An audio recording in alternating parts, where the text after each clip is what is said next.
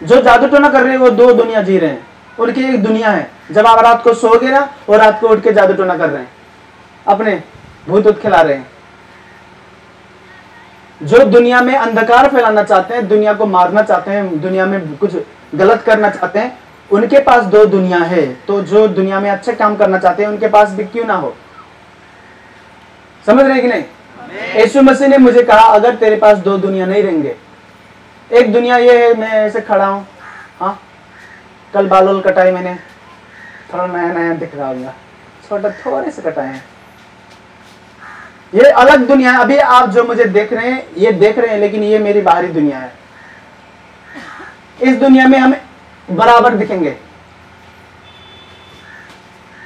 लेकिन एक अलग दुनिया है। उस दुनिया में रह के दुनिया में अच्छे काम या बुरे काम करते हैं लोग। सुन रहे हैं कि नहीं? सब बोले हालेलुया।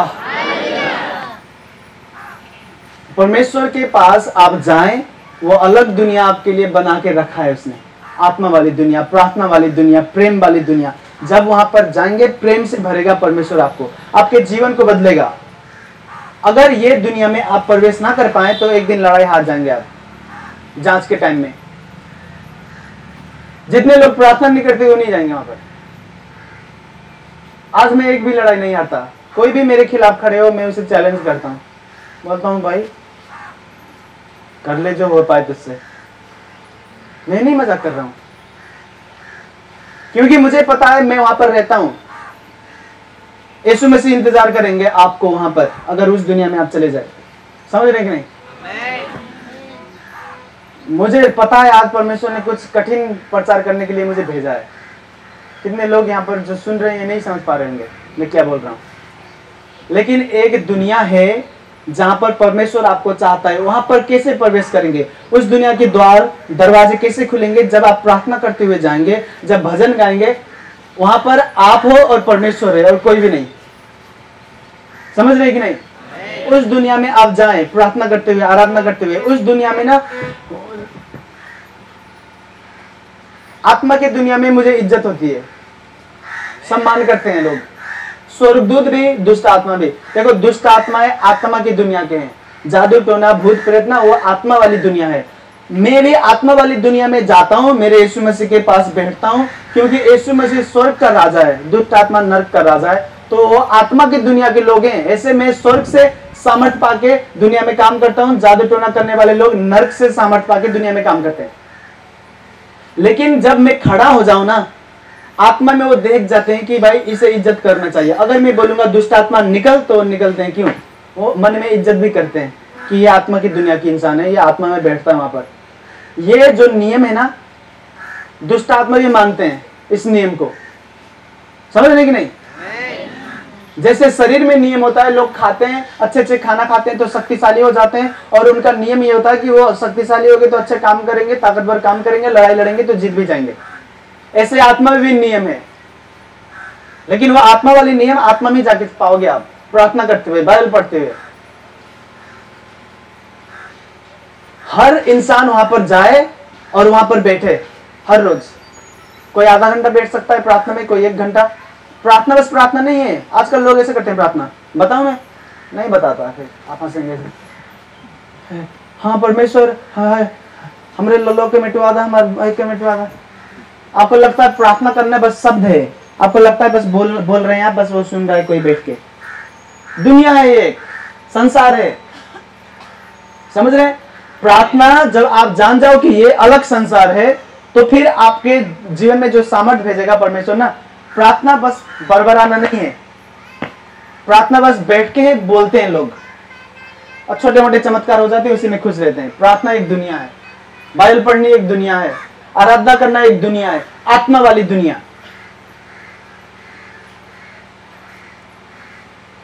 यीशु मसीह के चेले जहां पर भी जाते थे, बच्चे में लिखा परमेश्वर उनके साथ जाता था। परमेश्वर उनके साथ जाता था मतलब आत्मा वाली दुनिया भी परमेश्वर का ना उनके साथ जाता। आज मैं यहां पर आया हूं तो परमेश्वर के राज्य मेरे साथ यहां पर आया है, वो आत्मा वाली दुनिया जहां पर मैं बैठता हूं। और वो दुनिया लड़ाई लड़ेगी जब मैं प्रार्थना करूंगा ये नरक की शक्ति के खिलाफ। फिर आप चमत्कार पाते हो। ऐसे ही परमेश्वर चाहता है कि हर एक इंसान जाए उस दुनिया में और बैठे। समझ रहे हैं कि नहीं? जितने लोग बाइबल नहीं पढ़ते, प्रार्थना नहीं करते, अभी तो मैं उस दुनिया से सामर्थ्य लेके आता हूँ, प्रार्थना करता हूँ और स्वर्ग का संसार आपके लिए काम करता है, चमत्कार करता है, नरक के खिलाफ लड़ता है, तो आप चमत्कार पा रहे हो। मेरे प्रार्थना के द्वारा जो चमत्कार आपको मिले और जो चिन्ह चमत्कार आप देख रहे हो, उसी पर आप आस लगा के उसी पर अपना जीवन बनाओगे ना, उसी के ऊपर अपना घर बनाओगे ना, एक दिन टाइम आएगा परमेश्वर बोलेगा नहीं कर रहा मैं चमत्कार। मैंने अभी आपको बताया कि मैं बीमार था, परमेश्वर आते थे बात करने, मैं लिखता था, खुश होता था कि भाई उन्होंने कहा है कि तुझे ठीक करूंगा, तुझे ठीक करने के बाद तुझे इस्तेमाल करके और रोगियों को भी ठीक करूंगा, बड़े बड़े चमत्कार करूंगा। इंतजार करता रह गया मैं कितने टाइम तक। बाद में मुझे पता चला कि ये ऐसा संसार होता है, आत्मा वाली संसार, जहां पर परमेश्वर चाहता कि तू बस आते रहे, मैं नहीं कुछ कर रहा, मैं शांत बैठा हूं। कभी कभी परमेश्वर शांत बैठेगा, ना चमत्कार करेगा, ना रोगी ठीक करेगा, आपके जीवन में शांत बैठेगा, लेकिन उसके जेल में कर रहा है, उसके जेल में शांत बैठ रहा है तो इसके जेल में कर रहा है। ऐसे टाइम होते हैं। इस टाइम को ना पार करने के लिए आपको चाहिए अंदर वाली दुनिया, प्रार्थना की दुनिया, प्रार्थना की संसार। अगर उस दुनिया को आप पार कर गए तो हर हफ्ते, हर दिन, हर कभी भी चमत्कार हो सकते हैं। अगर उस जांच वाले टाइम को आप जीत गए तो। सुन रहे हैं कि नहीं? एक परमेश्वर का दास था अब्राहम। अभी मैं प्रार्थना कर रहा हूं, इसके बाद ध्यान से सुनना, फिर चमत्कार होंगे, ध्यान देना है आपको वचन की ओर। अब्राहम को परमेश्वर ने बोला, उसके बच्चे नहीं थे, शादी के 25 साल हो गए। नहीं उसके बच्चे नहीं थे, परमेश्वर ने उसको बुलाया कि मैं तुझे बच्चा दूंगा। परमेश्वर ने बुलाने के बाद जब यीशु मसीह में वो गया और यीशु मसीह के बताए रास्ते से चलता था, 25 साल हो गए यीशु मसीह के पीछे जाते हुए, बच्चे नहीं अभी तक। शादी के कितने साल हो गए थे, बूढ़ा होने लगा वो। परमेश्वर ने कहा कि भाई तेरे बच्चे हो जाएंगे, तू मेरे बताए रास्ते पर चल। दर्शन में बातें की, यीशु मसीह को देखा उसने कहा हाँ ये जिंदा खुदा है, ये देगा मुझे बच्चा। मूर्ति पूजा करता था, मूर्ति पूजा नहीं, मूर्ति भी बनाते थे उसके घर के लोग, व्यापार करते थे, पूरे मोहल्ले में मूर्ति बेचते थे वो। अब्राहम उसके पिता अच्छे मूर्ति बनाते थे, कलाकारी थे वो, मूर्ति बना के मूर्ति बेचते थे। परमेश्वर ने कहा मैं तुझे संतान दूंगा, मैं यीशु मसीह हूँ, स्वर्ग का परमेश्वर, मेरे बताए रास्ते पे चल। उसने सब अपने व्यापार बंद कर दिए, यीशु मसीह के बताए रास्ते पे चलता रहा। 25 साल तक चला, बच्चे नहीं मिले। परमेश्वर ने कहा ये मेरा शांत समय था तेरे लिए, मैं जांचना चाहता था कि तू कितना वफादार है। उसके बाद बच्चा देता है परमेश्वर। मैं नहीं कह रहा परमेश्वर 25 साल तक शांत रहेगा आपके लिए, नहीं, 25 दिन तक रह सकता है, 25 हफ्ते तक। अब्राहम था, वो बहुत महान था, इसीलिए वो जितना भी परमेश्वर उसे शांत रहे वो टिक सकता था। हर इंसान ऐसा नहीं होता, लेकिन ये टाइम आएगा, किसी को ज्यादा तो किसी को कम, परमेश्वर इंतजार कराएंगे आपको। वो बोलेंगे कि मैं ये कर रहा हूं तेरे लिए, लेकिन इंतजार कराएंगे। वो बोलेंगे कि मैं बंद रास्ते खोल रहा हूं, तू जाएगा उस देश में, तेरे बच्चे होंगे, तू चलेगा, तेरे कान खुल जाएंगे। कुछ भी चमत्कार परमेश्वर आपसे बातें कर रहा है, उसने जो भी बताया दिखाया, आप इंतजार करते रहेंगे, वो पूरे नहीं करेगा कुछ टाइम तक। उस वक्त कौन टिकाएगा आपको? जो चमत्कार आप दिख रहे हैं वो चमत्कार नहीं टिकाएंगे आपको। आप जो प्रार्थना करते हैं, रोज यीशु मसीह को प्रेम करते हैं, उस अलग दुनिया में बैठते हैं, वो आपको टिकाएगा। और अगर वहां पर टिक गए तो आप राज करेंगे। कहने में बस ये कहने के लिए बस नहीं कह रहा मैं, सच में आप राज करेंगे, क्योंकि मैं वहां पर टिका रहा। जब परमेश्वर ने कहा कि तू चमत्कार पाएगा, तेरे पेट ठीक हो जाएंगे, तो तू प्रार्थना करेगा, दूसरे लोग भी ठीक हो जाएंगे, चमत्कार बड़े बड़े पाएंगे दूसरे लोग भी। मैंने लिख रखा है वो, अभी तक है वो, बहुत पुराने नोट है मेरे। मैं इंतजार करता रहा कि परमेश्वर ने मुझे कहा है कि मुझे ठीक करेगा, लेकिन शांत बैठा हो। वचन उसके आ गए। परमेश्वर कभी कभी आपके जेल में आएगा, बातें करेगा, लेकिन काम नहीं करेगा। बोलेगा बस कि मैं ये कर रहा हूँ, वो कर रहा हूँ, चमत्कार दे रहा हूँ, बंद रास्ते खोल रहा हूँ। आप लिखते रहोगे, वो बोलता रहेगा, लेकिन करेगा नहीं, क्योंकि शांत टाइम है। वो कुछ दिन तक टिका रहेगा वहीं पर, बोलेगा मैं शांत हूँ, देखता हूँ तू टिकेगा कि नहीं। सुन रहे हैं कि नहीं? और जब परमेश्वर मेरे जीवन में शांत था, मैं टिका रहा, और उसके बाद ये देख रहे हैं आप। अभी मैं करके जोर से सांस भी लूंगा, इसमें से चमत्कार कर देंगे यहाँ पे। मैं मजाक नहीं कर रहा। मैं ऐसे शौक तो नहीं करना चाहता, लेकिन ऐसे जोर से सांस भी लूंगा तो चमत्कार हो जाएंगे।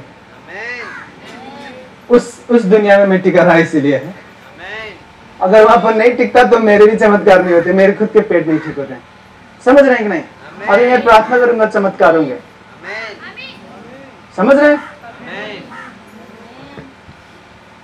हर एक इंसान के लिए वो टाइम आता है जब शांत रहता है, वो कुछ हफ्ते तक, कुछ महीने तक, कुछ साल तक शांत रहेगा।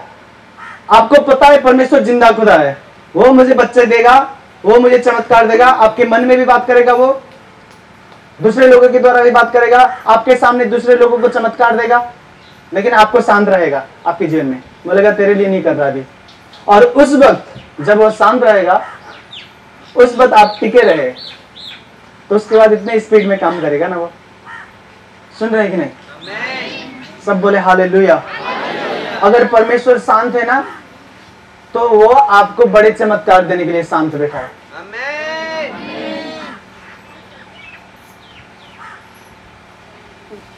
आज वहां पर कहीं पर एक प्रचार हो रहा था, फिर चुनाव होंगे ना, आपको पता है कि नहीं? ये लोकल वाले चुनाव नहीं जो पिछले बार हुए थे, तो कोई प्रचार कर रहा था वहां पर, और हम आ रहे थे तो उसने किताब ले रखे थे, काफी कैसे पढ़ रहा था वो, ऐसे मतलब ये बना देंगे, वो कर देंगे, हमने ये किया है, वो जो किया है उसने वो भी पढ़ रहा था कि हमने यो करेगा, मतलब वो पढ़ पढ़ के बता रहे थे। मेरे पास लोग आते हैं, बोलते हैं, एक भाई आया था, एक नहीं बहुत ज्यादा लोग आए थे, लेकिन कितने लोग होते हैं बोलते हैं कि जो आप प्रचार करते हो बिना देखे आप प्रचार करते हो, आपको याद रहता है वो सब, और बोलते हैं आप जो प्रार्थना करते हो, जो बड़े बड़े चमत्कार होते हो, नेपाल में अभी तक हुआ नहीं ऐसा जो आपके जीवन में हो रहा है। आते हैं लोग ऐसे बोलने, बड़े बड़े लोग आते हैं, बड़े बड़े पास्टर खुदा के दास आते हैं, बोलते हैं जो चमत्कार आपके जीवन से हो रहा है नेपाल में, वो कभी तक अभी तक हुआ नहीं था नेपाल में। दूसरे लोग विदेश से आते थे, वो चमत्कार करने के लिए प्रार्थना करते थे, तभी होता था ऐसा। नेपाल में ही ऐसा चमत्कार नहीं हुआ। वो मेरे पास आके बोलते हैं, और मैं अपने मन में बातें करता हूँ। मन में क्या बातें करता हूँ? मन में बोलता हूँ कि अगर मैं उस टाइम पर नहीं टिका रहता जब परमेश्वर शांत था, उस टाइम मैंने परमेश्वर को छोड़ा नहीं, प्रेम करता रहा, उसके पीछे आता रहा, मैं टिका रहा, इसीलिए वो चमत्कार कर रहा है। काफी लोग नहीं टिक पाते हैं, हड़बड़ी में रहते हैं, यहाँ पर काम नहीं बना तो चलो दूसरे के यहाँ। अगर लेकिन आप टिक गए शांत समय में, जब परमेश्वर शांत है ना, चुपचाप बैठा है, बस बात नहीं करता है, काम नहीं करता, उस टाइम पर आप टिक गए तो उसके बाद बातें नहीं करेगा वो, बस काम करेगा।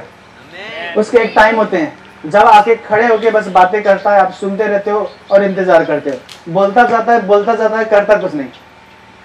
उसके बाद अगला सीजन आता है, मौसम बदलने की तरह वो भी बदलता है, बोलने के टाइम उसके खत्म, उसके बाद जो भी बोला वो सारे पूरे करेगा अगले सीजन में। समझ रहे हैं कि नहीं? तो आपने क्या करना है? मन को तैयार करना है और वो दुनिया में बैठना है, प्रार्थना वाली दुनिया में। जब प्रार्थना करेंगे ये सोचना कि ये संसार है, आत्मा की संसार। ऐसे नहीं कि भाई जा रहे हैं तो ऐसे बोल के निकल जाएंगे, हे परमेश्वर ये कर दो, वो कर दो, हाँ जी ये कर दो, ये भी करो, वो ना। प्रार्थना करते हैं आपके मन में आपने ये सोचना है कि मैं अलग दुनिया में भी हूँ, आत्मा की दुनिया में। आहिस्ता आहिस्ता धीरे धीरे आपको परमेश्वर आंखें खोलेगा, आपके पवित्र आत्मा के द्वारा आप स्वर्गदूत देखेंगे, बड़े बड़े चमत्कार होते हुए अपने भविष्य भी देखने लगेंगे आप। समझ रहे हैं? लेकिन आपको बैठना है उस दुनिया में, प्रार्थना करते हुए, आराधना करते हुए। सुन रहे हैं कि नहीं? मेरे साथ बोले, परमेश्वर कभी कभी बस बातें करता है, काम नहीं करता, लेकिन उसके बाद जो टिका रहा उसके लिए बातें नहीं करेगा, बस काम करेगा। सब बोले आमीन।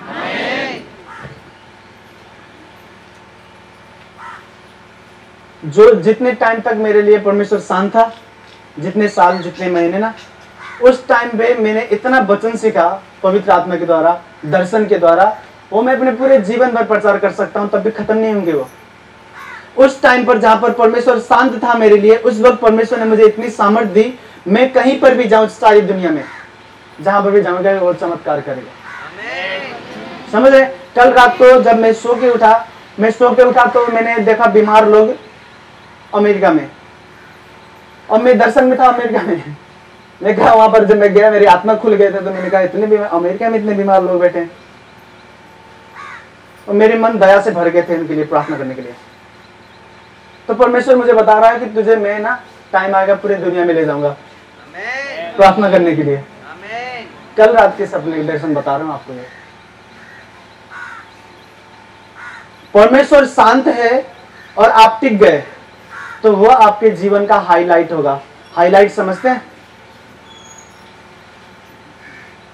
केवल हाईलाइट आपके जीवन का सबसे खास चीज होगा, सबसे खास, सबसे महत्वपूर्ण चीज। जब परमेश्वर शांत है और आप टिके रहे, उनको छोड़ोगे नहीं, फिर भी प्रार्थना कर रहे हो, बाइबल पढ़ रहे हो, आराधना कर रहे हो, अगर परमेश्वर शांत है उस वक्त आप टिके रहे, वो आपका हाईलाइट होगा। दुख नहीं दूर हो रहे हैं, फिर भी यीशु मसीह को आप प्रेम करते हुए आ रहे हो, दुख दूर कर देगा, लेकिन वो ना याद करेगा हमेशा के लिए। एक दिन एक खुदा के दास थे, प्रार्थना कर रहे थे, वो डीजेस दिनाकरण है, वो ना उनकी तरह परमेश्वर का दास बहुत कम है। मुझे नहीं पता कोई होगा कि नहीं होगा उनकी तरह। आजकल के लोग नहीं हो पाएंगे उनकी तरह, बहुत कम होंगे। वो जब प्रार्थना करते थे तो यीशु मसीह से चलते हुए आते थे, मुस्कुराते हुए, हर रोज। और यीशु मसीह बातें करते थे। तो वो प्रार्थना कर रहे थे अमेरिका के लिए। उस वक्त अमेरिका संकट में था, बुरे हालात चल रहे थे, दुश्मन तो काफी है अमेरिका के, अभी भी है। तो उन्होंने प्रार्थना की, ठीक है, प्रार्थना किया उन्होंने। फिर कहा यीशु मसीह को, परमेश्वर बताएं मुझे अमेरिका के लिए आप क्या चाहते हैं, अमेरिका को क्या करेंगे, क्या होगा, क्या होने देंगे, क्या होने नहीं देंगे। यीशु मसीह उनके पास बैठ गए और मुस्कुराते हुए बोले, यीशु मसीह ने कहा, उन्हें नहीं पता था ये घटना। उन्होंने कहा जब अमेरिका में लोग गए, देखो लोग कहते हैं कि ये विदेशी धर्म है, अमेरिका से आया है। अमेरिका से आया नहीं है, ये इजराइल से शुरू हुआ था। इजराइल के लोग यीशु मसीह के चेले जैसे इंडिया में गए प्रचार करने, ऐसे अमेरिका में भी गए। समझ रहे हैं? यीशु मसीह के चेले जब वहां गए ना अमेरिका में प्रचार करने, वहां पर जब प्रचार हो रहा था तो जितने यीशु मसीह को विश्वास किया, यीशु मसीह को विश्वास करते ही वहां पर यीशु मसीह को नहीं मानने वाले लोग, उनको जितने लोग यीशु मसीह को मानते थे उन सबको मार दिया। यीशु मसीह ने कहा उनको, यीशु मसीह ने अपने डीजेस दिनाकरण को कहा, अपने चेले को जो इंडिया के थे, अभी वो है नहीं, स्वर्ग में है। उन्होंने कहा कि जो लोग वहां पर मुझे शुरू में मान रहे थे ना अमेरिका में, उनको कहा गया था कि तुम यीशु मसीह को छोड़ दो नहीं तो मार देंगे। उन्होंने कहा हमें मार दो, हम नहीं छोड़ेंगे यीशु मसीह को। और उन सबको बहुत बेरहमी से मारा गया अमेरिका में। और यीशु मसीह ने कहा अमेरिका के लिए मैं हमेशा भलाई चाहूंगा, उसके लिए हमेशा भला करूंगा, उसको मौके देता रहूंगा पश्चाताप करने को। अमेरिका में बड़े बड़े खुदा के दास को भेजता रहूंगा, क्योंकि वहां के लोग जो शुरू में यीशु मसीह को मान रहे थे उनको कष्ट हुआ। कष्ट होते वक्त भी उन्होंने मुझे छोड़ा नहीं। हजारों साल की बात है ये, हजारों साल पहले जब लोगों को कष्ट हो रहे थे यीशु मसीह को मानने वाले को, लेकिन वो मर गए, लेकिन यीशु मसीह को छोड़ा नहीं। उसको अभी तक यीशु मसीह याद कर रहा है। हाईलाइट का मतलब यही है, आपके जीवन का खास चीज। जब आप दुख में, परमेश्वर शांत बैठा है, आपको बचा नहीं रहा, चमत्कार नहीं कर रहा, आपके सामने कितने लोगों को ठीक कर रहा है लेकिन आपको नहीं ठीक कर रहा, शांत है, शांत बैठा है, फिर भी आप उनको प्रेम करते हो, प्रार्थना करते हो, उनके पीछे जाते हो, उसके बाद हाईलाइट शुरू होते हैं। कितने भी लोग आपके खिलाफ खड़े हो, आपके खिलाफ लोग खड़े होंगे ना, तो आप क्यों नहीं डरोगे? बताए, आपको पता चलेगा कि भाई मैं इतना बीमार था फिर भी मैंने यीशु मसीह को छोड़ा नहीं, यीशु मसीह भी मुझे नहीं छोड़ेंगे, हारने नहीं देंगे मुझे। इसको आप समझोगे, ये हाईलाइट है। कितने भी दुख, दर्द, बीमारी, विरोध, कितने भी रुकावट आपके रास्ते पे आए, उस दिन आपको परमेश्वर अपने आत्मा के द्वारा याद दिलाएगा उस हाईलाइट को और बोलेगा कि देख वहां पर तू कष्ट में था, दुख में था, कितने लोगों ने यीशु मसीह को छोड़ दिया लेकिन तूने छोड़ा नहीं, अभी भी प्रार्थना करता था, आराधना करता था। उसको याद करते हुए परमेश्वर आपको हर लड़ाई जिताएगा, हर जंग आप जीतेंगे। समझ रहे हैं? बताने की जरूरत नहीं है, लेकिन हर एक के जीवन में परमेश्वर कभी ना कभी शांत बैठता है जांचने के लिए। अगर वो शांत बैठा और आप प्रेम करते रहे, आराधना करते रहे, चमत्कार मिला नहीं फिर भी उसके पीछे आते रहे, तो हाईलाइट बनेगा। जो हाईलाइट बनेंगे लाइफ टाइम तक, वो आपको फल देगा। सुन रहे हैं कि नहीं? मेरे जीवन में मैंने बना लिया है, कोई शत्रु नहीं है मेरा जो मुझे हरा पाए।